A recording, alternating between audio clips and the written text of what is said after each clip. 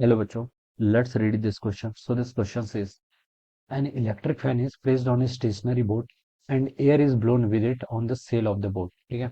And air is blown with it on the sail of the boat. ठीक है? Then which of the following statement is correct? कौन सा statement correct होगा? We have given the four options corresponding to this. हमें देखिए इसके corresponding क्या दे रखे हैं? Four options given किए हुए हैं.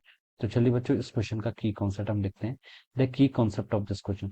देखिए ये आपका ना न्यूटन सेकंड लॉ पर बेस्ड क्वेश्चन है. किसमें? न्यूटन सेकंड लॉ पर. Newton second law of motion देखिए क्या डिफाइन करती है? आपकी फोर्स डिफाइन करती है. और हमने बोला था कि अगर किसी सिस्टम पर कोई एक्सटर्नल फोर्स लगता है, एक्सटर्नल फोर्सेस के कारण, एक्सटर्नल फोर्स किसके इक्वल होता है? आपका rate of change of momentum के इक्वल. ठीक है? उसके कारण क्या आता है? आपका एक्सेलरेशन आता है. ठीक है? देखिए फोर्स कैसे हमने डिफाइन किया था, किसी भी एक्सटर्नल फोर्स के कारण हम बता सकते थे आपका मोमेंटम में क्या होता है? चेंज होता है. It is defined by external force is equal to rate of change of momentum. ठीक है?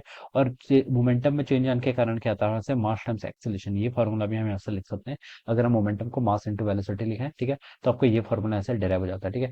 अगर आपके किसी सिस्टम पर एक्सटर्नल फोर्स एक्ट कर रहा है तो उस सिचुएशन में बता सकते हैं उसका क्या होगा? मोमेंटम चेंज होगा. मोमेंटम चेंज होने का मतलब क्या है? बॉडी क्या कर रही है? आपकी मूव कर रही है, फिर क्या कर रही है? मोशन कर रही है. ठीक है? उसकी वेलोसिटी पर क्या आएगा? कोई ना कोई आपका चेंज आएगा. ठीक है? तो वो क्या कहलाएगा? आपका that is the momentum change. Right? तो this is the statement of the Newton second laws of motion. ये क्या है? Newton second laws of motion का स्टेटमेंट है. ठीक है? इस पर देखिए ध्यान रखने वाली चीज ये है कि यहाँ पर आपका फोर्स है वो एक्सटर्नल होना चाहिए. क्या होना चाहिए?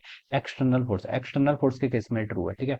अगर बॉडीज के बीच में देखिए इंटरनल फोर्सेस लगते हैं, इंटरनल फोर्सेस देखिए बॉडी के मोशन के लिए रिस्पॉन्सिबल नहीं है, क्योंकि इंटरनल फोर्सेस क्या हो जाएंगे अगर हम किसी, ये आपका basically choice of the system, system की चॉइस पर क्या करता है? डिपेंड करता है. अब देखिए क्वेश्चन में ऐसे बोला गया जैसे कोई आपकी स्टेशनरी बोट है. ठीक है?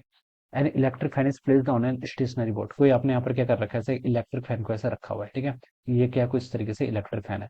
Electric fan is placed on the stationary board and air is blown with it on the sail of the boat. ठीक है? इसके कारण देखिए आपकी एयर आ रही है. ठीक है? यहाँ पर जो बोट की आपकी क्या होती है? सेल होती है इस तरीके से. ठीक है? इस पर आ रही है. इस पर देखिए आपकी क्या कर रही है? जो फैन के कारण एयर आ रही है, ये इस पर क्या कर रही है? स्ट्राइक कर रही है, blown. Which of the following statement is correct? कौन सा स्टेटमेंट करेक्ट है हमें बताना है. ठीक है? अब देखिए, अब देखिए पहले हम इसको समझ लेते हैं. देखिए ये हमारा पूरा सिस्टम हो जाएगा. This is our whole system. ये हमारा क्या हो गया? पूरा सिस्टम हो गया. ठीक है? देखिए ये जो फैन है, fan is a part of the boat. ये क्या आपके बोर्ड पर रखा हुआ है तो आप बता सकते हैं this is a part of the boat. ठीक है? अब इस फैन के कारण देखिए फैन क्या लगाएगा? एयर को पुश करेगा. ठीक है? अब इसके कारण देखिए क्या होगा आपका? इसके कारण हम बता सकते हैं कि इस फैन पर भी क्या लगेगा? आपका फोर्स लगेगा. फैन पर भी क्या लगेगा? फोर्स लगेगा. ठीक है? लेकिन ये फोर्स कैसे काउंटेड होगा? कैसे काउंट होगा? ये फैन प्लस बोर्ड तो आपका एक ही सिस्टम है, तो ये इसके इंटरनल फोर्सेस की तरह काउंट होगा. कैसे काउंट होगा? इसके इंटरनल फोर्सेस की तरह. और इंटरनल फोर्सेस के कारण हम बता सकते हैं कोई एक्सेलरेशन आपका नहीं आता है. ठीक है? This force is an internal force. और अगर आपका सिस्टम पे इंटरनल फोर्स एक्ट कर रहा है तो उसके कारण आपका यहाँ पर कोई भी एक्स्ट्रा इंटरनल फोर्सेस के कारण हम बता सकते हैं कोई भी आपके यहाँ पर एक्सेलेशन प्रोड्यूस नहीं होता है. ठीक है? एक्सेलेशन तब प्रोड्यूस होता है जब आपके यहाँ पर एक्सटर्नल फोर्स एक्ट कर रहा हो. लेकिन जो एयर, जो हमारे फैन के कारण जो एयर ब्लो हो रही है, वो कैसे काउंट होगा? It is count as an internal forces, क्योंकि this fan is a part of the boat. ये किसका है? बोट का पार्ट है. ठीक है?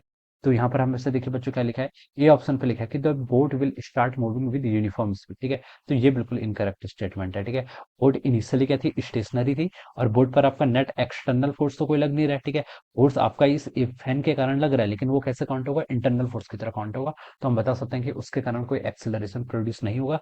एक्सेलेशन प्रोड्यूस नहीं होगा तो हम बता सकते हैं बोट इनिशियली भी आपकी स्टेशनरी, तो फाइनली भी क्या रहेगी? स्टेशनरी रहेगी. तो ए ऑप्शन आपका रॉन्ग हो जाएगा. बी पर लिखा है the boat will be uniformly accelerated. तो this statement is again incorrect. ये स्टेटमेंट क्या हो जाएगा? आपका इनकरेक्ट हो जाएगा.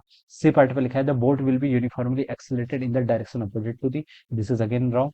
डी पर लिखा है the boat will remain stationary as before. This statement is correct, क्योंकि बोर्ड पर आपका नेट एक्सटर्नल फोर्स देखिए कितना है? नेट एक्सटर्नल फोर्स आपके सिस्टम पर जीरो एक्ट कर रहा है. तो हम बता सकते हैं जो आपका इस बॉडी का मोमेंटम होगा वो क्या रहेगा? आपका कांस्टेंट रहेगा. ठीक है?